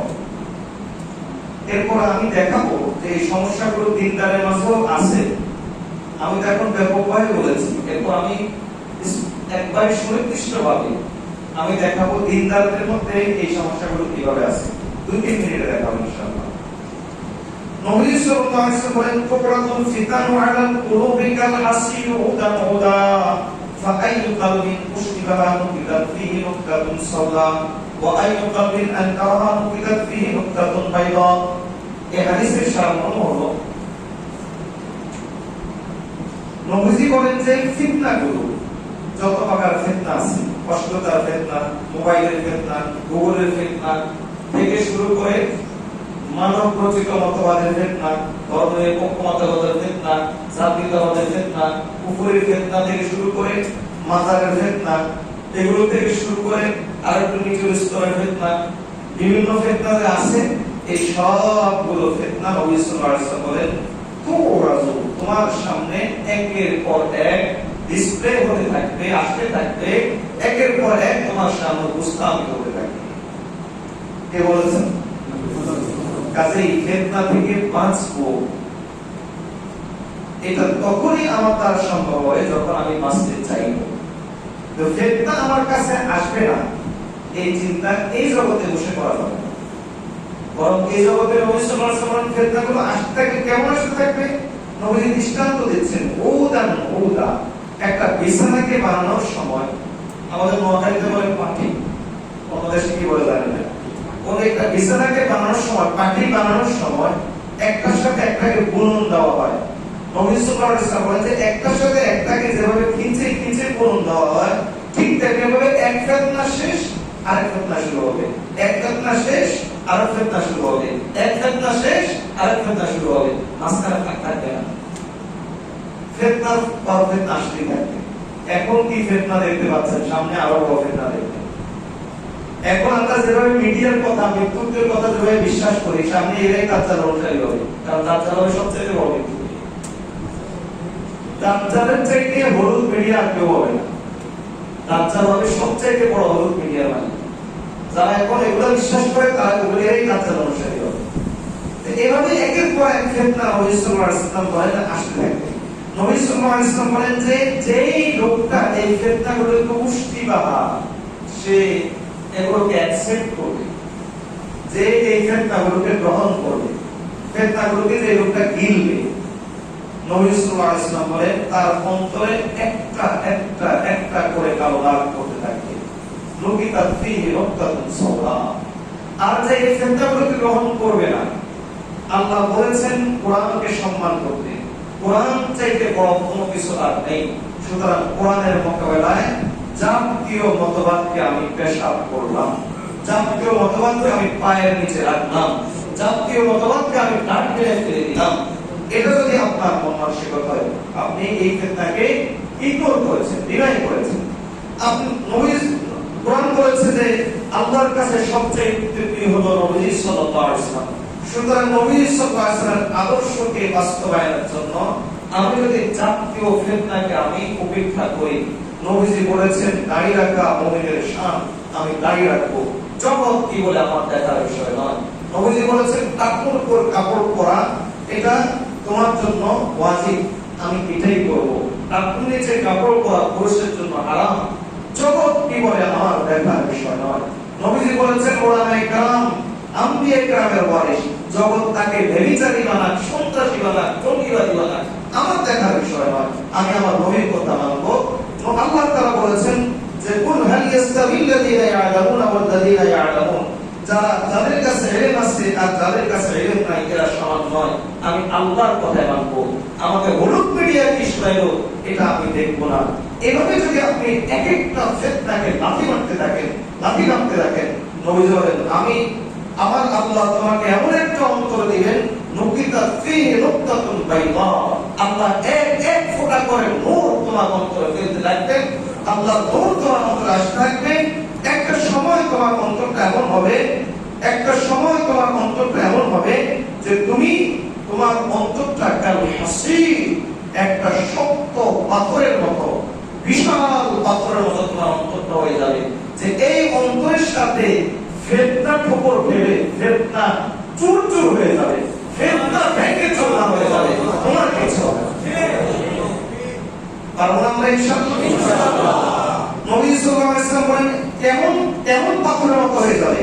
নবী বলেন ফালা তাদুরহু ফিতনাতুন মা দামাতিস সামাওয়াত ওয়াল আরদি, আকাশ জমিন যতদিন বেঁচে থাকবে ততদিন পর্যন্ত এই লোককে কোনো ফিতনা আক্রান্ত করতে পারবে না। এবং একটা সময় সে এমন হবে যে সেই তার ছোঁয়াতে অন্য রোগ আসতো তার ছোঁয়াতে সেও আলোকিত হয়ে উঠবে। আর নবী সাল্লাল্লাহু আলাইহি ওয়াসাল্লাম বলেন অপরদিকে যে যখন এই ফিতনা তার সামনে এসেছে, আল্লাহ এবং তার রাসূল কি বলেছেন দেখেন। আচ্ছা এখন এই ফিতনাটা সামনে এসেছে, আমি এটা ভেবে দেখে নাই, এই সম্পর্কে আল্লাহ কি বলেছেন, এই সম্পর্কে রাসূল কি বলেছেন সাল্লাল্লাহু আলাইহি ওয়াসাল্লাম, এই সম্পর্কে নবীজি কি বলেছেন এটা আমি দেখি। এরকম যদি হয় নবী সাল্লাল্লাহু আলাইহি ওয়াসাল্লাম বলেন তার অন্তর এক সময় হয়ে যায় কাল কুস, একেবারে কালো কয়লা। নবী সাল্লাল্লাহু আলাইহি ওয়াসাল্লাম বলেন যে এমন ভাবে তার অন্তরটা হয়ে যায় একটা পাত্রকে সচিব ঘাসের উপর এভাবে উপুল করে ফেলে রাখলে অনেকদিন পর সেই পাত্রটা, আমার দৃষ্টান্ত না, সকল নবীজি বলেন ওই অনেকদিন পরে ওই পাত্রটা উঠালে পরে ওই ঘাসগুলো যেমন ফ্যাকাশে হয়ে যায়, ওই ঘাসগুলো যেমন কোনো প্রাণ থাকে না, প্রাণহীন হয়ে যায়, ঠিক তেমনিভাবে এই ব্যক্তির অন্তরটা এতটাই প্রাণহীন হয়ে যায়, এখন এই লোক লা ইয়ারিফু মারুফান, নেক কোনটা ভালো কোনটা সে বুঝে না, ওয়ালা ইউনকিরু মুনকার খারাপ কোনটা সে জানে না, তবে সে ভালো মনে করে সেটাকে ইল্লা মা উশরিবা বিল হাওয়াহু, তার মন যেটাকে ভালো হচ্ছে সে সেটাকেই ভালো মনে করে, আর সে খারাপ মনে করে সেটাকে, তার মন যেটাকে খারাপ মনে করছে সে সেটাকে খারাপ মনে করে। এই ব্যক্তির অবস্থা হলো এখন এমন, এই ব্যক্তি আর ফল থেকে মধু আহরণ করে না, এই ব্যক্তি ঘাসপিট থেকে নাপাকি আহরণ করে, সেগুলোই তার বুদ্ধি বের করতে থাকে। বলেন তো আমাদের সমাজের সাথে মিলে কিনা? আমাদের কাজ কি, আমরা কি এই ফিতনার অনুসরণ করব না এগুলোকে বাদ দেব? যখন যেই কথা সামনে আসবে, আমি এই সমাজের অংশ, আপনি এই সমাজের অংশ, আপনি আর আমি এই সমাজের অংশ হিসাবে কখনোই কোনো ফিতনা আমরা এড়িয়ে চলতে পারবো না। এই ফিতনাগুলো ইচ্ছায় হোক অনিচ্ছায় হোক আমার কানে আসবে, এই ফিতনাগুলো ইচ্ছায় হোক অনিচ্ছায় হোক আমার চোখের সামনে আসবে। আমার আপনার কাজ কি? আমার আপনার কাজ হলো ঠিক ওই মুহূর্তে ঠান্ডা মস্তিষ্কে, সুস্থ মস্তিষ্কে এই কথা চিন্তা করা, জগৎ আমার সামনে এটাকে কিভাবে উপস্থাপন করলো আমি এটা দেখার বিষয় নয়, মানুষ এটাকে আমার সামনে কিভাবে নিয়ে আসলো এটা আমার দেখার বিষয় নয়, বরং আমার দেখার বিষয় হলো এইটা সম্পর্কে, এই বিষয় সম্পর্কে আল্লাহ কি বলেছে। আমার দেখার বিষয় হলো এই বিষয় সম্পর্কে আল্লাহ রাসূল সাল্লাল্লাহু আলাইহি ওয়াসাল্লাম কি বলেছে। বাস যদি আপনি এভাবে চলতে পারেন তাহলে আপনি মন চাহি জিন্দেগি থেকে ধীরে ধীরে বের হয়ে আসতে পারবেন। পারবো তো ইনশাআল্লাহ। তবে এটা বীজ শুরু হয় কিন্তু ছোটবেলায়। মন চাহি জিন্দেগির জীবনটা শুরু হয়, এটা বীজ শুরু হয় কখন থেকে? ওই যে খেলনা থেকে শুরু হয়। আপনি আপনার সন্তান যখন যেটা চেয়েছেন তাকে সেটা এনে দিয়েছেন, এই যে একটা মন চাহি জিন্দেগিটা শুরু হলো, এরপর দিনের পরিবেশে যদি সে বড় হয় তার মন চাহি জিন্দেগিটা হবে দিনের লেভেলে, আর যদি বদ্দিনের পরিবেশে বড় হয় তাহলে তার মন চাহি জিন্দেগিটা হবে বদ্দিনের লেভেলে। আখেরে শেষ পর্যন্ত দুটার ফলাফলই এক হয়, সেটা হলো মনের গোলামি করা এবং আল্লাহর প্রকৃত দাসত্ব থেকে, ইখলাস থেকে, লিল্লাহিয়ত থেকে দূরে সরে যাওয়া, নিজের জীবনকে অশান্তিময় করে দেওয়া, পরিবারকে অশান্তিময় করে দেওয়া, সমাজকে অশান্তিময় করে দেওয়া, সর্বোপরি রাষ্ট্রের জন্য এটা বড় ক্ষতি। আল্লাহ আমাদেরকে বেঁচে থাকার তৌফিক দান করুন, সকলে বলেন আমিন। মন চাহি জিন্দেগি অনুসরণ ক্ষেত্রে নবী সাল্লাল্লাহু আলাইহি ওয়াসাল্লাম অপর হাদিসের মধ্যে বলেন, قال رسول الله صلى الله عليه وسلم ثلاث مهلكات তিনটা জিনিস ধ্বংসকারী, وثلاث منجيات তিনটা জিনিস নাজাত দানকারী, وثلاث كفارات তিনটা জিনিস তোমার গুনাহ মাফকারী, وثلاث درجات তিনটা জিনিসের মাধ্যমে তোমার জান্নাতের পজিশন বাড়বে। চমৎকার একটা হাদিস না? এখন তিনটা জিনিস ধ্বংসকারী কি? সাদাম্মা মুহলিকাত তিনটা জিনিস ধ্বংসকারী হলো ফাশরুল মুতা, ওই কৃপণতা যেটা অনুসরণ করা হয়, অর্থাৎ ইচ্ছা করে করে করে করে কৃপণতা করা। একটা হলো অনিচ্ছাকৃত কৃপণতা হয়ে গেছে, আর একটা হলো ইচ্ছা করে করে কৃপণতা করা। আর দুই নম্বর হলো হাওয়ান মুত্তাবা, ওই মন যেটা অনুসরণ করা হয়, যেমন ইচ্ছা তেমন চলা, এটা তোমাকে ধ্বংস করেই ছাড়বে। নবী সাল্লাল্লাহু আলাইহি ওয়াসাল্লাম বলেন ওয়াইরজাবুল মারই বিনাফসিহি, নিজেকে ভালো মনে করা, আমি আমার কাজে সন্তুষ্ট, আমার থেকে জগতে আর কেউ নাই। এরকম আমি অনেক লোকের কাছে শুনেছি যে আমি চোখ বুলিয়ে দেখেছি, একজন লোক বলতেছিল একবার আমার সামনে যে আমি চোখ বুলিয়ে দেখলাম যে আমার থেকে জগতে ভালো আর কেউ নাই। মনে রাখবেন যে এই চিন্তা করবে যে আমার থেকে জগতে আর ভালো কেউ নাই, তাহলে নবীজির কথা শুনে তার থেকে নষ্ট জগতে আর কেউ নাই।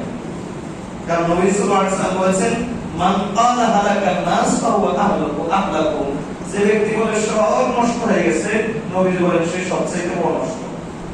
কাজে তার চেয়ে নষ্ট আর কেউ নেই। ওয়া ইরজাবুল মারই বিনাফসিহি, এবং নবী সাল্লাল্লাহু আলাইহি ওয়াসাল্লাম বলেন যে তিনটা জিনিস মুনাজ্জিয়াত তোমাদেরকে নাজাত দিবে। সেটা কি? আমরা এই তিনটা জিনিস আমরা আমল করব, যুবকরা খেয়াল করি, এই তিনটা জিনিস আমাদের যুবকদের জন্য বিশেষ পাবে। এক নম্বর আম্মাল ফাল আবদু ফি রিদা ওয়াল বাগাদ, এক নম্বর হলো গুসার সময় এবং যখন স্বাভাবিক থাকে তখন দুই অবস্থাতে ইনসাফ ঠিক রাখা। এটা যদি করতে পারি তাহলে আল্লাহ তাআলা আমাদেরকে নাজাত দিয়ে দিবেন। গুসার সময় এবং স্বাভাবিক অবস্থায় ঠিক রাখা, ইনসাফ ঠিক রাখা। গুসা উঠেছে, রক্ত গরম, রিকশাওয়ালাকে তাপ্পড় দিয়ে দিয়েছি, না আল্লাহ জুলুম, এটা করা যাবে না। গুসা উঠেছে এজন্য আমার ক্ষমতা আছে, আরেকজনকে আমি মামলা ঠিক ঢুকিয়ে দিয়েছি, না আল্লাহ, এটা করা যাবে না, জুলুম, এটা তোমাকে ধ্বংস করেই যাবে। এবং তিন নম্বর হলো ওয়াল কাসদ, দুই নম্বর ওয়াল কাসদ ফিল ফাকরি ওয়াল গিনা, ধন গরিব অবস্থায়, অভাবগ্রস্ত অবস্থায় এবং যখন তোমার অনেক টাকা পয়সা থাকবে, উভয় অবস্থায় মধ্যপন্থার জিন্দেগি যাপন করো।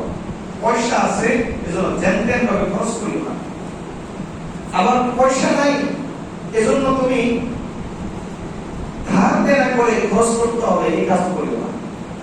বরং স্বাভাবিক জিন্দেগি যাপন করো, স্বাভাবিক জিন্দেগি, বিলাসিতা ত্যাগ করে তুমি স্বাভাবিক জিন্দেগি যাপন করো। এরপর নবী সাল্লাল্লাহু আলাইহি ওয়াসাল্লাম বলেন তিন নম্বর তোমার যে কাজ, এই যে এখন ঈদের সময় আসছে, পয়সা নাই কিন্তু ব্র্যান্ডের জামা কিনতে হবে, ব্র্যান্ডের জুতা কিনতে হবে, না এরকম করা যাবে না। তোমার যা আছে তুমি তা খরচ করো। বেশি ফুটানি যাইতে পারে। এখন 3 নম্বর হলো ওয়াখাশিয়াতুল্লাহি ফিস সিররি ওয়াল আলানিয়াতি, প্রকাশ্য অবস্থায় গোপন অবস্থায় সর্ব অবস্থায় কাকে ভয় করব? এই তিনটা কাজ করতে পারলে নবী সাল্লাল্লাহু আলাইহি ওয়াসাল্লামকে নারাজ হয়ে যাবে। পারবো না ইনশাআল্লাহ? আর তিনটা কাজ নবী সাল্লাল্লাহু আলাইহি ওয়াসাল্লাম, তিনটা কাজ তোমার গুনাহকে মাফ করবে। এক নম্বর ইন্তেজারুস সালাতি বা'দাস সালাত, এক নামাজের পরে যদি তুমি আরেক নামাজের জন্য অপেক্ষা করো। দুই নম্বর ইসবাল ওযুই ফিস সালাত, অলসতার সময় যদি তুমি ভালো করে ওযু করতে পারো। তিন নম্বর ওয়ালাকুল আকদামিল জামাত, জামাতে নামাজ পড়ার উদ্দেশ্যে যদি তুমি হেঁটে হেঁটে বারবার যেতে পারো, তাহলে এই তিনটা জিনিস তোমার নেক আমলকে, তোমার গুনাহগুলোকে মিটিয়ে দিবে। পারবো তো ইনশাআল্লাহ? আর নবী সাল্লাল্লাহু আলাইহি ওয়াসাল্লাম বলেন তিনটা জিনিস তোমার দরজাকে বাড়াবে, তোমার মর্তবা বাড়াবে আল্লাহর কাছে। এক নম্বরে আমুত তাআম, আমুত তাআম, যার খানার প্রয়োজন তাই খানা খাওয়াইবা, দুস্থদেরকে তুমি খানা দিবা, গরিব আত্মীয়-স্বজনের খোঁজ নিবা। এরকম বহু লোক আছে টাকা পয়সার মালিক, হয়তো মসজিদ মাদ্রাসা দান করে যদি ভালো মানুষ হয়, অথবা তাবলীগ করলে কিন্তু তাবলীগের পিছনে জামাত আসছে সবাইকে খাওয়াইতে পারবে, যাকাত দিতে পারবে না, মাদ্রাসা দিতে পারবে না। আমার চোখে দেখা এরকম আছে। আবার হয়তো মাদ্রাসা দিচ্ছে 10,000 টাকা, 20,000 টাকা, 50,000 টাকা, কিন্তু নিজের আত্মীয়টা না খেয়ে আছে, তার টাকা পয়সা দিতে পারবে না। এরকম লোক আছে না বলেন? এরকম করবেন না আল্লাহ। মনে রাখবেন, দান সদকার ক্ষেত্রে সবসময় ব্যালেন্স রক্ষা করবেন। দুই জায়গাকে প্রাধান্য দিবেন। একটা হলো মাদ্রাসা, দ্বীন কায়েম রাখার একটা অন্যতম মাধ্যম, এই জায়গা আমাকে টিকিয়ে রাখতে হবে। আর দ্বিতীয় হলো আমার গরিব আত্মীয়-স্বজন। এই দুই জায়গাকে প্রাধান্য দেওয়ার পরে বাকিরা এর পরে যদি পারেন, না পারলে আল্লাহর কাছে জবাব দিতে নেই। এরপর আপনি যদি পারেন দিন অন্যখানে, আমাদের রোজাদার আছে, আমরা ইতিকাফকারী আছে, কিছু মেহমানদারি করে, অসুবিধা নেই যদি পারেন। কিন্তু আপনার প্রায়োরিটি পাবে অবশ্যই দুইটা। একটা হলো মাদ্রাসা, কেন? যেহেতু এটা দিন ঠিকানোর মাধ্যম এবং এই যুগের জন্য, এই সিচুয়েশনের জন্য এটা অনেক বড় বিষয়। আর দ্বিতীয়টা হলো আমার গরিব আত্মীয়-স্বজন। তৃতীয় নম্বরে এরপর আর কোনো নম্বর নাই। এরপর আপনি আপনার বিবেক খাটিয়ে যেখানে ভালো লাগে সেখানে দিবেন। ইতিকাফকারীকে দেন, মসজিদে দেন, হুজুরে হাদিয়া দেন, অসুবিধা নাই, সবাই করা যাবে। ঠিক আছে না ইনশাআল্লাহ? তাই বলে আমাকে হাদিয়া দিতে হবে না, হাদিয়া দেওয়ার জন্য বলি নেই। আচ্ছা, যাই হোক, তারপরে 3 নম্বর নবী সাল্লাল্লাহু আলাইহি ওয়াসাল্লাম বলেন মুহাম্মদ তাআলা তিনটা জিনিস তোমার মর্যাদা বাড়াবে। এক নম্বর হলো ইতাআমুত তাআম, দুই নম্বর ইফশাউস সালাম, বেশি করে সালাম দিবা, তোমার মর্যাদা বাড়বে। সালাম যে ব্যক্তি বেশি দিতে পারে সে জনপ্রিয় হয়ে যায়, তার মর্যাদা বেড়ে যায় দুনিয়াতেও আখিরাতেও। 3 নম্বর ওয়াসসালাতু বিল-লাইলি ওয়ান-নাসু নিয়াম, আখিরাতে যদি তুমি আল্লাহর কাছে মর্যাদা পেতে চাও তাহলে রাতের বেলা উঠে তাহাজ্জুদ পড়ো। যাই হোক, আমি যেটা বলতে চেয়েছিলাম, নবী এখানে বলেছেন যে ধ্বংসের একটা অন্যতম কারণ হলো নিজের মন মতো চলা, খুশি মতো, খেয়াল খুশি মতো চলা। এই কারণে কখনো চক্ষু লজ্জা জিনিসটাকে শরীয়তের বিরুদ্ধে ব্যবহার করবে না। কথাটা বুঝেছে?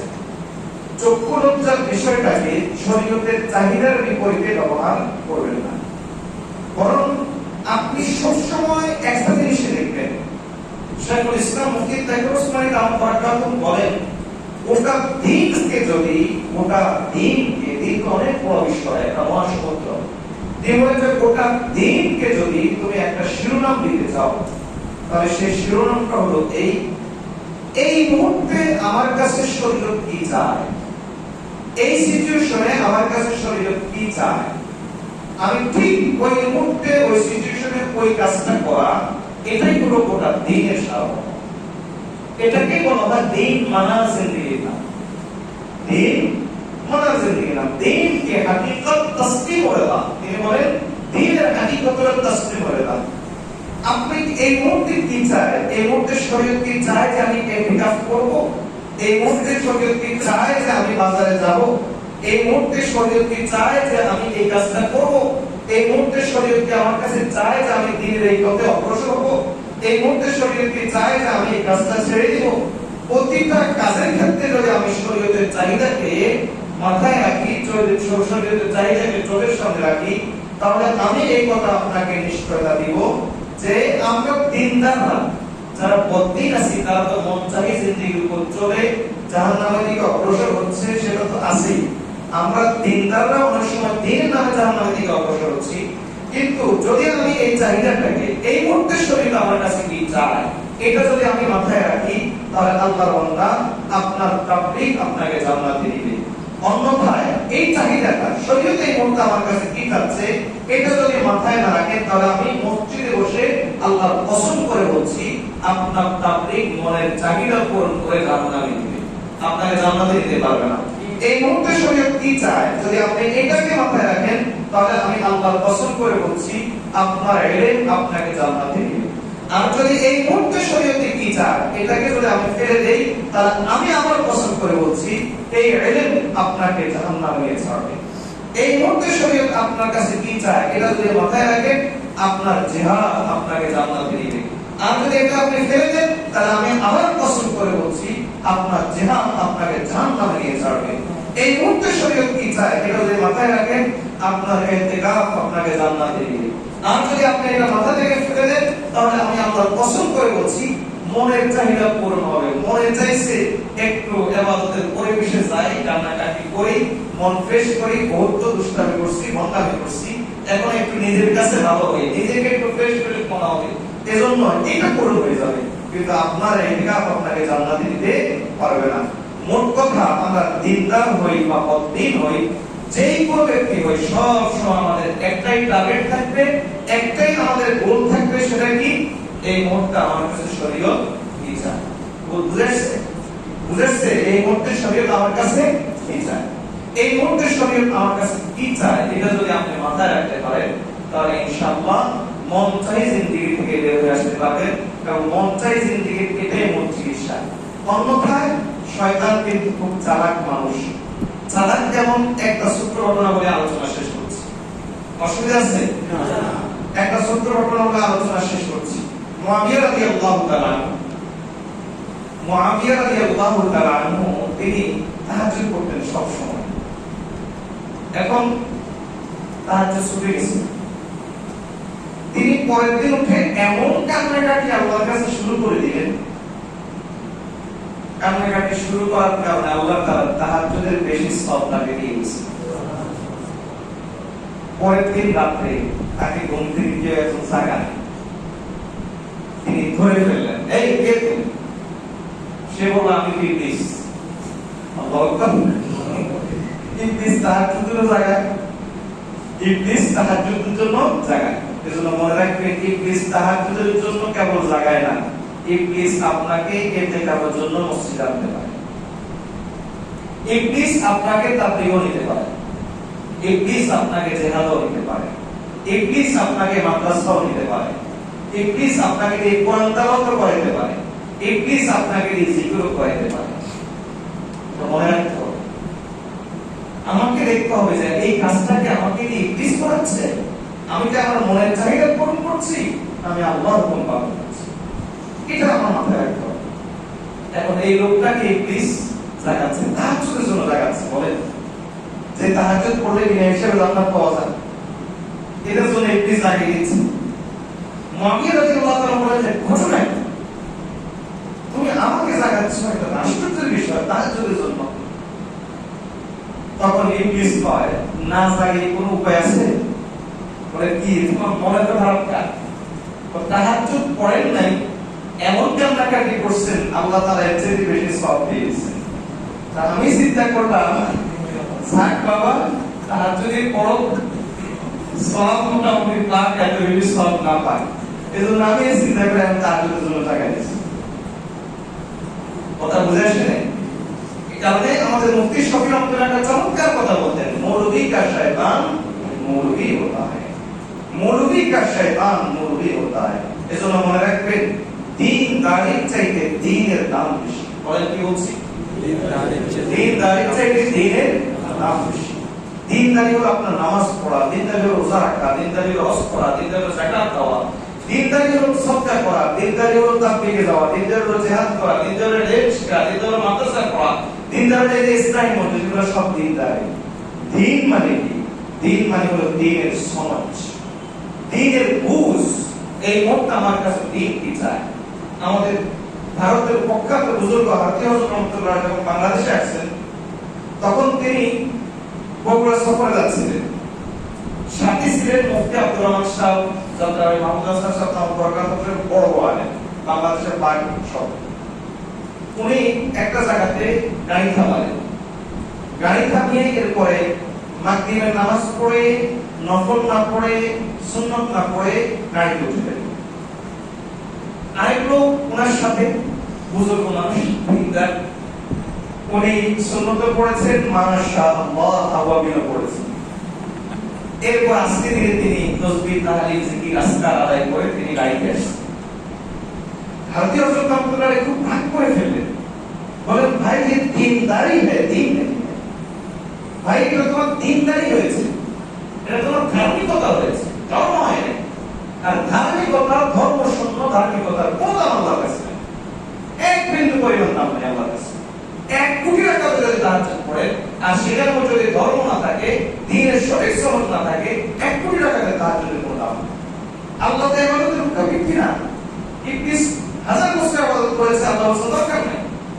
আল্লাহ তো এমন কাজে সবচেয়ে দাম হলো দীনদারি নয়, সবচেয়ে বেশি দাম কিসের বলেন? হ্যাঁ, দীনদারি তা তো জরুরি, এটাও তো জরুরি। দীনদারি ছাড়া তো আল্লাহকে পাওয়া যাবে না। তবে দীনদারিটা করতে হবে কিসের আওতায় বলেন? দীনদারি করতে হবে দ্বীনের আওতায়। দ্বীনের বাইরে গিয়ে দীনদারি করা যাবে না। দ্বীনের বাইরে গিয়ে যদি আপনি দীনদারি করেন তাহলে মনে রাখবেন মনের চাহিদা পূরণ হবে। ওই যে মৌলবী কা শয়তান মৌলবী হতা है, কারণ মৌলবী সাহেব শয়তান, মৌলবী সাহেব আপনার মনের চাহিদা পূরণ হবে, মূলত আপনার দ্বীনের চাহিদা আপনার দ্বারা পূরণ হবে না। এটা আমি আপনাকে লিখিত দিতে পারবো। ধরেন আমি আমাদের এই পরিবেশে ধরেন এখানে একটা ইজতেমাই আমল হয়, ধরেন ইজতেমাই আমলটা হলো ইসলামী মসজিদ পড়তে, আপনি পড়লেন কি এই মুহূর্তে মাশাআল্লাহ বিশাল নফল রাকাত করেছেন, নফল নামাজ। এবার আমরা সবাই আপনার দিকে তাকায় আছি, কখন আপনি নফল শেষ করবেন, কখন আমরা ইসলামী মসজিদ শুরু করব। আপনি মনে মনে খুশি, এত লোক আমাকে দেখতেছে, বড় মুসলিম আমাকে দেখতেছে। আপনার এই নামাজ আল্লাহ হুকুম মাফিক হয় নাই, এই নামাজ কে পড়াইছে বলেন? ইবলিস যদি তাহাজ্জুদ পড়াইতে পারে, ইবলিস আপনার নফল পড়াইতে পারে, ইবলিস আপনাকে দিয়ে যে কোনো ইবাদত করাইতে পারে। আয়াতুল কুরসি আবু হুরায়রা রাদিয়াল্লাহু তাআলা কে শিখিয়েছে বলেন? তাহলে ইবলিস সব করাইতে পারে। এজন্য আপনি আর আমি দিনদার হয়ে গিয়ে মনে মনে খুশি হওয়ার কারণ নাই, বরং মেপে দেখবেন আমার এই দিনদারিটা দ্বীনের সহিত আওতায় আছে কিনা। অন্যথায় দিনদারি মনের চাহিদা পূরণ হবে, এটা মন চাহি জিন্দেগি পূরণ হবে, হাওয়া খেয়াল খুশি মতো চলা হবে। একজন গুনাহ করে শান্তি পায় আর আমি দিনের এই কাজ করে শান্তি পাই, এই হলো ব্যাপার। সে ওখানে এই কাজ করে শান্তি পায়, সে সিনেমা দেখে শান্তি পায় আর আমি দিনের এই কাজটা করে শান্তি পাই, এই হলো পার্থক্য। যদি দিনদারির মধ্যে দিন না থাকে, কসম আল্লাহর এই কথার মধ্যে কোনো এক বিন্দু পরিমাণ ভুল নাই। আর যদি দিনদারির মধ্যে দিন থাকে, অল্প আমল করবেন, আখলিস দীনাকা ইয়াকফিকাল আমালুল কলিল, দিনকে জাতীয় ভেজাল থেকে পিওর করে ফেলো, অল্প আমলে তোমার নাজাতের জন্য যথেষ্ট হয়ে যাবে। আল্লাহ আমাদেরকে দ্বীনের উপর চলার তৌফিক দান করুন, আমিন। মন চাহি জিন্দেগি থেকে আল্লাহ আমাদেরকে বের হয়ে আসার তৌফিক দান করুন, আমিন। আল্লাহ তাআলা আমাদেরকে দ্বীনের চাহিদা পূরণ করার তৌফিক দান করুন, আমিন। ওয়া আখিরু দাওয়ানা আলহামদুলিল্লাহি রাব্বিল আলামিন। আজকে দোয়া হচ্ছে, আমরা সকলে দোয়া করব।